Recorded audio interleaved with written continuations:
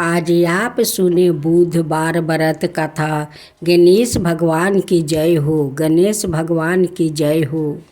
गणेश जी को विघ्नहर्ता कहा जाता है। गणपति पूजन से सुहाग की लंबी उम्र का भी आशीर्वाद मिलता है। बुधवार के दिन गणेश पूजन के साथ यह कथा सुने।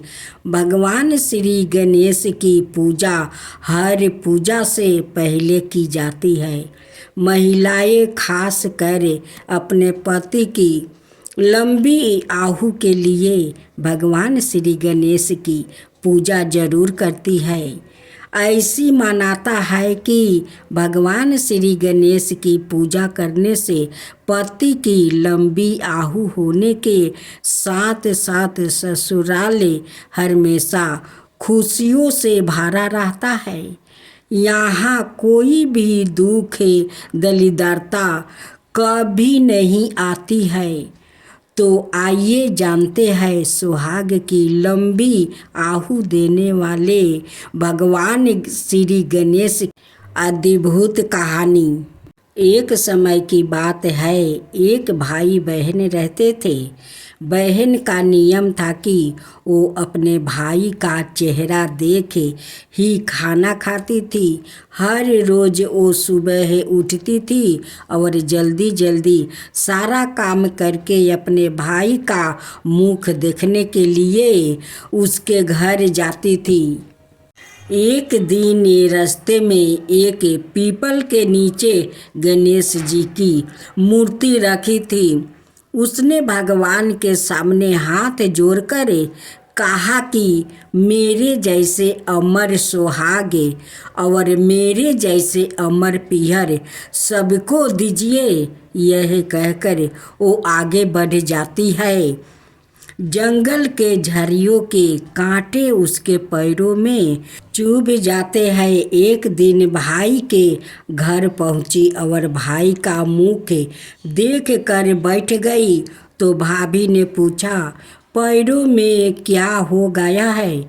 यह सुनकर उसने भाभी को जवाब दिया कि रास्ते में जंगल के झाड़ियों के गिरे हुए कांटा पाँव में चुभ गया है। जब उनकी भैया वहाँ से आपस अपने घर आ जाए तब भाभी ने अपने पति से कहा कि रास्ते को साफ करवा दो। आपकी बहन के पाँव में बहुत सारे कांटा चुभ गया है। भाई ने तब कुल्हाड़ी लेकर सारी झड़ियों को काट कर रास्ता साफ कर दिया, जिससे गणेश जी का स्थान भी वहाँ से हट गया। यह देखकर भगवान गुस्सा हो गया और उसके भाई के प्राण हर लिया। लोगों अंतिम संस्कार के लिए जब भाई को ले जा रहे थे तब उसकी भाभी रोते हुए लोगों से कहती है, थोड़ी देर रुक जाओ, उसकी बहन आने वाली है।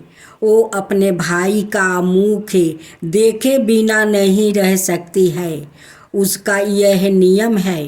तब लोग ने कहा, आज तो देख लेगी पर काल कैसे देखेगी? रोज दिन की तरह बहन अपने भाई का मुख देखने के लिए जंगल में निकली। तब जंगल में उसने देखा कि सारा रास्ता साफ किया हुआ है। जब वह आगे बढ़ी तो उसने देखा कि सिद्धि विनायक को भी वहाँ से हटा दिया गया है। तब उसने जाने से पहले गणेश जी को एक अच्छे स्थान पर रख कर उन्हें स्थान दिया और हाथ जोड़कर बोली, भगवान मेरे जैसा अमर सुहाग देना और मेरे जैसा अमर पीहर सबको देना। और फिर बोलकर आगे निकल गई। तब भगवान सोचने लगे, अगर इसकी नहीं सुनी तो हमें कौन मानेगा, हमें कौन पूजेगा? तब सिद्धि विनायक ने उसे आवाज़ दी, बेटी इस खेजड़ी की 7 पत्तियां लेकर जा और इसे कच्चे दूध में घोल कर भाई के ऊपर छींटा मार देना। वो उठ कर बैठ जाएगा। यह सुनकर जब बहन पीछे मुड़ी तो वहाँ कोई नहीं था। फिर वो यहाँ सोचने लगी कि ठीक है, जैसा सुना वैसा ही कर लेती हूँ। फिर वो 7 खेजड़ी की पत्तियां लेकर अपने भाई के घर पहुँची। उसने देखा वहाँ कई लोग बैठे हुए हैं। भाभी बैठी रो रही है और भाई की लाश रखी है। तब उसने उस पतियों को बताए हुए नियम के तहत भाई के ऊपर इस्तेमाल किया। तब भाई उठ कर बैठ गया। भाई बोला बहन से बोला, मुझे बहुत ही गहरी नींद आ गई थी।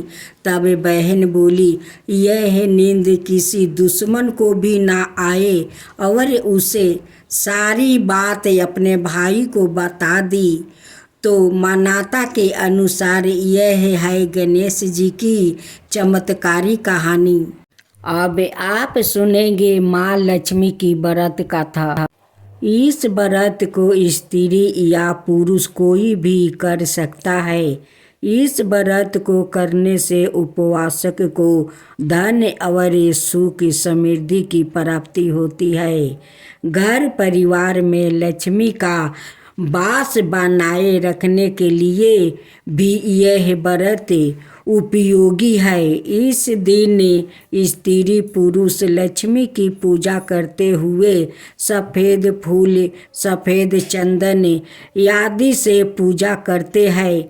खीर से भगवान को भोग लगाकर प्रसाद ग्रहण करते हैं। इस व्रत के दिन उपवासक को एक समय भोजन करना चाहिए। अगर कोई व्याकृत माता बेभाव लक्ष्मी का व्रत करने के साथ ही लक्ष्मी श्री मंत्र को स्थापित कर उसकी नियमित रूप से पूजा करता है तो उसके व्यापार में समृद्धि और धन में कमी नहीं आता है।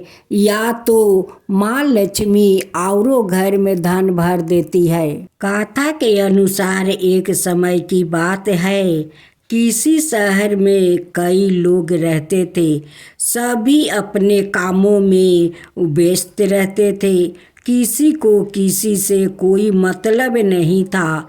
भजन कीर्तन, भक्ति भाव, दया माया, परोपकार जैसे संसारों का अभाव हो चुका था।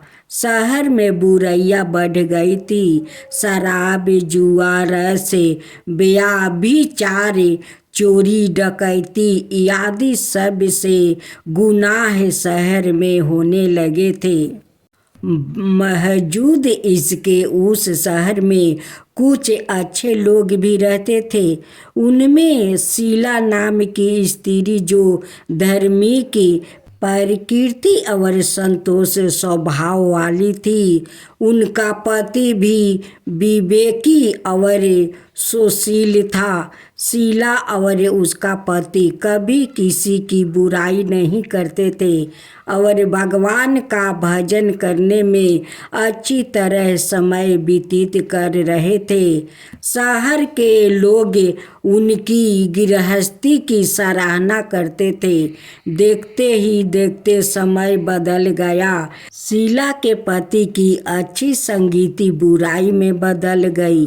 अब वो जल्द से जल्द करोड़पति बनने के ख्वाब देखने लगा। इसलिए वो गलत रास्ते पर चल पड़ा और फलस्वरूप उसकी हालत भिखारी जैसी हो गई। शराब, जुए, रस, शराब, गांजा आदि बुरी आदतों में शीला का पति भी फंस गया। दोस्तों के साथ उसे भी शराब की आदत लग गई। इस प्रकार उसने अपना सब कुछ जुए में गंवा दिया। शीला इस बात से बेहद चिंतित रहने लगी, लेकिन उसे भगवान पर भरोसा था।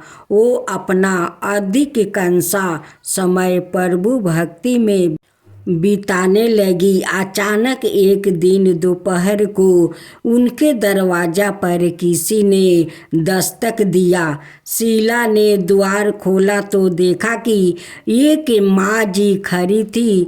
उसके चेहरे पर अनोखी के तेज दिखाई दे रहा था। उनकी आँखों में से मानो अमृत बह रहा था। उसका भाव चेहरा करुणा और प्यार से झलक रहा था। उसको देखते ही शीला के मन को शांति महसूस हुई और उसके रोम रोम में आनंदमयी हो उठा। शीला उस माँ जी को आदर के साथ घर ले आई। घर में बैठने के लिए कुछ भी नहीं था। अंत शीला ने एक फटी हुई चादर पर उसको बैठाया। माँ जी बोली, क्यों शीला, मुझे पहचाना नहीं? हर शुक्रवार को लक्ष्मी जी के मंदिर में भजन कीर्तन के समय भी वहाँ आती हूँ। इसके मौजूद शीला कुछ समझ नहीं पा रही थी। फिर माँ जी बोली, तुम बहुत दिनों से मंदिर नहीं आई, इसलिए मैं तुम्हें देखने चली आई। माँ जी के प्रेम भरे शब्दों से शीला का हृदय पिघल गया। उसकी आंखों में आंसू आ गए और वो बिलख बिलख कर रोने लगी। माँ जी ने कहा, बेटी, सुख और दुख तो धूप और जैसे होते हैं। धैर्य रखो बेटी, मुझे तेरी सारी परेशानी पता है। माँ जी के व्यवहार से शीला को काफ़ी संबल मिला और सुख की आस में उसने माँ जी को अपनी सारी कहानी कह सुनाई। माँ जी के व्यवहार से शीला को काफ़ी सुकून मिला और उसने माँ जी को अपनी सारी कहानी सुनाई। शीला के पूछने पर माँ जी ने उसे व्रत की सारी विधि भी बताई। माँ जी ने कहा, बेटी, माँ लक्ष्मी का व्रत बहुत सरल है। उसे वरद लक्ष्मी व्रत या वैभव लक्ष्मी व्रत कहा जाता है। यह व्रत करने वाले की सब मनोकामना पूर्ण होती है। वो सुख संपत्ति और यश प्राप्ति करता है। शीला यह सुनकर आनंदित हो गई। शीला ने संकल्प करके आंखें खोली तो सामने कोई नहीं था। वो सोच में पड़ गई कि माँ जी कहाँ गई। शीला को तत्काल यह समझते देर नहीं लगी कि माँ जी और कोई नहीं, वो साक्षात लक्ष्मी जी ही थी। दूसरे दिन शुक्रवार था। सुबह स्नान करके स्वच्छ कपड़े पहनकर शीला ने माँ जी द्वारा बताई विधि से पूरे मन से व्रत किया। आखिरी में प्रसाद वितरण हुआ। यह प्रसाद पहले पति को खिलाया। प्रसाद खाते ही पति के स्वभाव में फर्क पड़ गया। उस दिन उसने शीला को मारा नहीं, सताया भी नहीं। शीला को बहुत आनंद हुआ। उनके मन में वैभव लक्ष्मी व्रत के लिए श्रद्धा बढ़ गई।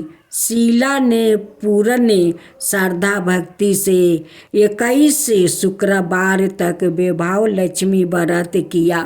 21वां शुक्रवार को माँ जी के कहे मुताबिक उद्यापन विधि करके 7 स्त्रियों के वैभव लक्ष्मी व्रत की 7 पुस्तक उपहार में दिया।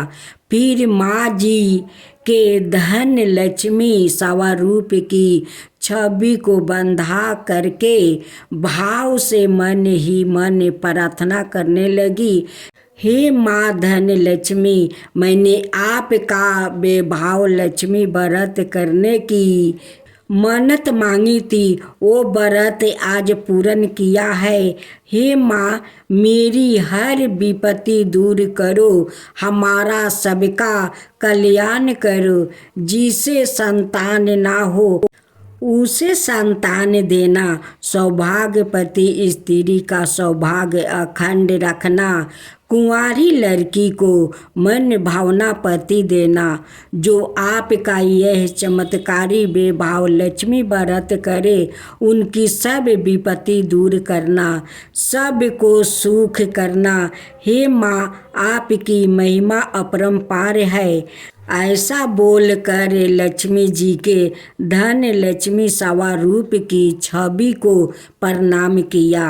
व्रत के प्रभाव से शीला का पति अच्छा आदमी बन गया और खरी मेहनत करके व्यापार करने लगा। उसने तुरंत शीला के गिरवी रखे गहने चुरा लिया। घर में धन की वृद्धि हुई, घर में पहले जैसी सुख शांति छा गई। बेभाव लक्ष्मी व्रत का प्रभाव देखकर मोहल्लों की दूसरी स्त्रियां भी विधि पूर्वक बेभाव लक्ष्मी का व्रत करने लगी। अब साथ में सुनेंगे लपसी तपसी की कथा। एक लपसी था, एक तपसी था। तपसी हमेशा भगवान की तपस्या में लीन रहता था। लपसी रोजाना 1.25 सेर की लपसी बनाकर भगवान का भोग लगाकर जिमा लेता था। एक दिन दोनों लड़ने लगे। तपसी बोला, मैं रोज भगवान की तपस्या करता हूँ, इसलिए मैं 12 हूँ। लपसी बोला, मैं रोज भगवान को 1.25 सेर लपसी का भोग लगाता हूँ, इसलिए मैं 12 हूँ। नारद जी वहाँ से गुजर रहे थे। दोनों को लड़ता देख कर उनसे पूछा कि तुम क्यों लड़ रहे हो? तपसी ने खुद के 12 होने का कारण बताया और लपसी ने अपना कारण बताया। नारद जी बोले, तुम्हारा फैसला मैं कर दूंगा। दूसरे दिन लपसी और तपसी नहाकर अपनी रोज की भांति करने आए तो नारद जी ने छुप कर 1.25 करोड़ की एक एक अंगूठी उन दोनों के आगे रख दिया। तपसी की नजर जब अंगूठी पर पड़ी तो उसने चुपचाप अंगूठी उठाकर अपने नीचे दबा लिया। लपसी की नज़र अंगूठी पर पड़ी, लेकिन उसने ध्यान नहीं दिया। भगवान को भोग लगाकर लपसी खाने लगा। नारद जी सामने आए तो दोनों ने पूछा कि कौन बड़ा है? तो नारद जी ने तपसी से खारा होने को कहा। वो खारा हुआ तो उसके नीचे दबी अंगूठी दिखाई पड़ी। नारद जी ने तपसी से कहा, तपस्या करने के बाद भी तुम्हारी चोरी करने की आदत नहीं गई, इसलिए लपसी 12 है और तुम्हें तुम्हारी तपस्या का कोई फल भी नहीं मिलेगा। तपसी शर्मिंदा होकर माफ़ी मांगने लगा। उसने नारद जी से पूछा, मुझे मेरी तपस्या का फल कैसे मिलेगा? नारद जी ने कहा, यदि कोई गाय और कुत्ते की रोटी नहीं बनाएगा तो फल तुझे मिलेगा। यदि कोई ब्राह्मण को भोजन करवाकर दक्षिणा नहीं देगा तो फल तुझे मिलेगा। यदि कोई साड़ी के साथ ब्लाउज नहीं देगा तो फल तुझे मिलेगा। यदि कोई दिए से दिया जलाएगा तो फल तुझे मिलेगा। यदि कोई सारी कहानी सुने लेकिन तुम्हारी कहानी नहीं सुने तो फल तुझे मिलेगा। उसी दिन से हर बरत कथा कहानी के साथ लपसी तपसी की कहानी भी सुनी और कही जाती है। आज आप सुने दो बहनें और तुलसी की कथा। गणेश भगवान रिद्धि और सिद्धि से दो बहनों को कैसे कथा सुनाते हैं, तो आइए हम लोग कथा सुनते हैं। एक दिन गणेश भगवान अपना दोनों पत्नियां रिद्धि और सिद्धि के साथ वो बर्मन कर रहे थे। तभी रिद्धि और सिद्धि को वो दो बहनें पर नजर पड़ते हैं। तब कहती है कि स्वामी थोड़ा ठहर जाइए। तभी रिद्धि सिद्धि कहती है गणेश जी से कि स्वामी वो दो बहनों को देखिए कैसे तुलसी माता को पूजा कर रही है। रिद्धि और सिद्धि गणेश जी से कहती है स्वामी ये दोनों बहनें के बारे में कुछ कहानी सुनाइए। गणेश जी कहते हैं कि ठीक है, तुम लोग को ये दोनों बहनें के बारे में कथा सुनाता हूँ। ये दोनों लड़कियों को तुम लोग देख रही हो, ये दोनों लड़की सेठ जी का बेटी है। बड़ी बहन के नाम है सीता और छोटी बहन के नाम है गीता। सीता बहुत श्रद्धालु और पूजा पाठ में श्रद्धा भक्ति रखती है। सीता सुबह उठकर अपना घर आंगन को सारा काम खत्म कर लेती है। स्नान करके तुलसी माता को श्रद्धा भक्ति से पूजा करती है। गीता सोकर उठती है, नहीं हाथ पैर धोती है, नहीं अपना कपड़ा बदलती है, वैसे ही जाकर तुलसी में जल ढाल देती है। कभी कभी तो गीता एक हाथ से कुछ खा रही है और दूसरे हाथ से तुलसी में जल ढाल रही है, क्योंकि गीता का पूजा पाठ में तो मन नहीं था और नहीं वो करना चाहती थी। उनकी पिताजी कहते हैं कि दोनों बहनें मिलकर तुलसी का सेवा करो। गीता अपना पिताजी के दिखावा के लिए करती है या जाकर कहती है कि पिताजी मैं तुलसी का पूजा कर लिया। देखते देखते सेठ जी के दोनों बेटी बड़ी हो जाती है। एक दिन सेठ जी अपना दोनों बेटी के लिए घर बार ढूंढने जाते हैं और ढूंढ कर वो दोनों बेटी को शादी कर देते हैं। दोनों अपना अपना ससुराल चली जाती है। सीता अपना ससुराल में सारे घर को संभाल लेती है, पूजा पाठ करती है, सास ससुर को सेवा करती है, अपना पति को सेवा करती है। लेकिन गीता अपना ससुराल में नहीं सास ससुर के सेवा करती है और नहीं कोई भगवान को ठीक से पूजा करती है। वो करती है तुलसी को तो नहीं स्नान करती है, नहीं कपड़ा बदलती है। वो जैसे रहती है वैसे ही जाकर तुलसी में जल ढाल देती है। एक दिन तुलसी माता गीता का हरकत देख कर गीता का सारा संपत्ति नष्ट कर देती है, क्योंकि गीता ऐसी हरकत कर रही थी। एक हाथ जल देती है तो दूसरे हाथ से वो पाता छीर छीर कर खा लेती है। अपना जूठा हाथ जाकर तुलसी का मंदिर के पास धो लेती है। इसीलिए उनकी सारा धन नष्ट हो जाता है।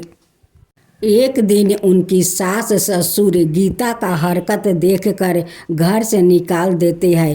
कहते हैं कि जब से तू आई है मेरा सारा धन नष्ट हो गया, मेरा धन बिला गया। तू तो कुलच्छनी है, नहीं धर्म से पूजा पाठ करती है और नहीं घर के ठीक से काम करती है। तेरे कारण मेरा सारा धन नष्ट हो गया। तुझे मैं अब एक पल अपना घर में नहीं रखूंगी। तू चला जा, अपना महके चला जा। गीता रोती बिलखती अपना महके आ रही थी। उसी समय उनकी बड़ी बहन सीता और उनकी पति वो भी महके आ रहे थे।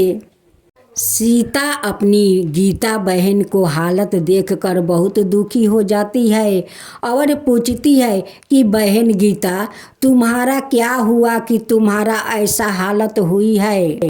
गीता अपनी बड़ी बहन को कुछ नहीं बताती है। सीता समझ जाती है कि ये तो मैके में थी, तो जैसे तैसे माँ तुलसी का मंदिर में जाकर जल देती थी, उसी कारण इनकी ऐसा हालत हुई है। सीता अपनी छोटी बहन गीता को अपना घर ले जाती है, वो मैके नहीं जाती है, क्योंकि गीता का ये हालत देखकर पिताजी उदास हो जाएंगे। उसलिए सीता अपना घर लेकर चली जाती है। गीता को समझा बुझाकर कुछ धन देती है या धन देकर जाकर उनकी ससुराल में गीता को छोड़ आती है। उनकी सास ससुर को बुझा देती है कि अब ऐसा कभी वो नहीं करेगी, अब धर्म पालन करेगी। अब तो गीता अपना ससुराल में जाकर सास ससुर का सेवा करने लगी, तुलसी माता का पूजा करने लगी, विष्णु भगवान का पूजा करने लगी। अब बहुत धर्म निष्ठा से वो पूजा पाठ करने लगी, अपना सास ससुर को सेवा करने लगी। तुलसी माता गीता का श्रद्धा भक्ति देखकर उन पर प्रसन्न हो जाती है और उनकी सारे संपत्ति धन लौटा देती है। गीता उस समय माँ तुलसी का पूजा कर रही थी। उसी समय माँ तुलसी उन्हें दर्शन देती है। माँ तुलसी गीता से कहती है कि देखो बेटी, कभी भगवान को पूजा करो तो अच्छे से नहा धोआकर स्वच्छ हो जाओ, तब तुलसी माता का पूजा करो। कोई भगवान को पूजा करो तो नहा धोआकर स्वच्छ होकर पूजा करो। जो मनुष्य धर्म पूर्वक तुलसी माता का पूजा करते हैं, विष्णु भगवान का पूजा करते हैं, उन पर माँ तुलसी प्रसन्न होती है, विष्णु भगवान भी प्रसन्न होते हैं और उनकी सारे इच्छा पूर्ण कर देते हैं। गणेश भगवान रिद्धि और सिद्धि से कहते हैं कि रिद्धि सिद्धि ये दोनों बहनों को देखी माँ तुलसी का कैसे श्रद्धा भक्ति से पूजा करने लगी। उनकी बड़ी बहन अपना छोटी बहन को कितना अच्छा से समझा बुझाकर उनकी ससुराल में जाकर दियाती है और वो जाकर अपना ससुराल में अच्छे से सास ससुर को सेवा करती है, माँ तुलसी का पूजा करती है। और माँ तुलसी उस गीता पर प्रसन्न होकर उनकी सारे धन लौटा देती है। यही है माँ तुलसी और दो बहनें की कहानी। एक कहानी को समझी। रिद्धि सिद्धि कहती है कि हाँ स्वामी, मैं समझ गई। माँ तुलसी सारा देश दुनिया का घर घर में वास लेती है। यही माँ तुलसी का कहानी है। जय माँ तुलसी, जय माँ तुलसी। भक्तजनों, आज आप सुने भादो मास की अजाया एकादशी व्रत कथा। कुंती पुत्र युधिष्ठिर से कहने लगे, हे जनार्दन, भादो मास कृष्णा एकादशी का क्या नाम है और उसकी विधि और महात्म्य क्या है। भगवान श्री कृष्णा कहने लगे कि सब प्रकार के पापों को नाश करने वाली इस एकादशी का नाम आजा एकादशी है। इसके व्रत को करने से मनुष्य सब पापों से मुक्त हो जाता है। जो मनुष्य इस दिन भगवान हरिकेश का पूजन करता है, उसको अवश्य ही वैकुंठ की प्राप्ति होती है। अब मैं इसकी कथा कहता हूँ, सो ध्यान पूर्वक सुनो। प्राचीन काल में हरिश्चंद्र नाम का एक सत्यवादी राजा राज करता था।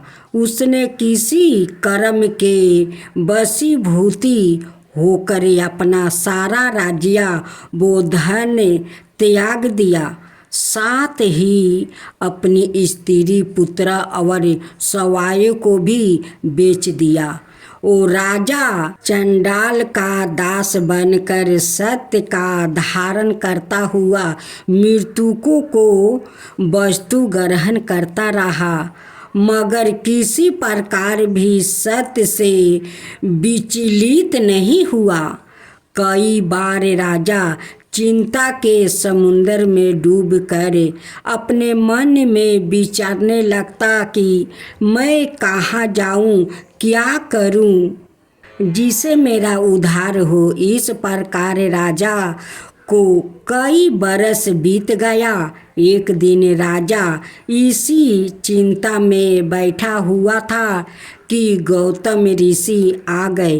राजा ने उनको देख कर प्रणाम किया और अपनी सब दुख भरी गाथा सुनाई। राजा की यह बात सुनकर गौतम ऋषि ने कहा, हे राजन, तुम्हारे भाग्य में आज से 7 रोज बाद भादो मास कृष्णा पक्ष की आजा नाम की एकादशी योगी। तुम विधि पूर्वक उसका व्रत करो। इस व्रत के पुण्य के प्रभाव से तुम्हारा समस्त पाप नष्ट हो जाएंगे। इस प्रकार राजा से कहकर गौतम ऋषि तो उसी समय अंतर्ध्यान हो गए और राजा ने उनके कथन अनुसार एकादशी आने पर विधि पूर्वक व्रत और जागरण किया। उस व्रत के प्रभाव से राजा के समस्त पाप नष्ट हो गया।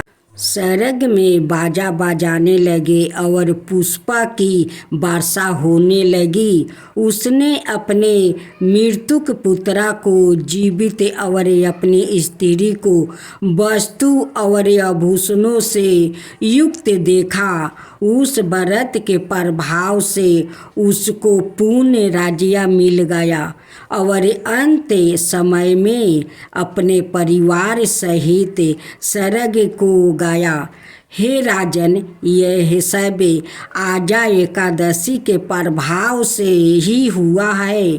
अत जो मनुष्य यत्न के साथ विधि पूर्वक इस व्रत को करते हुए रात्रि जागरण करते हैं, उनके समस्त पाप नष्ट होकर अंत में वो स्वर्ग लोक को प्राप्ति होते हैं।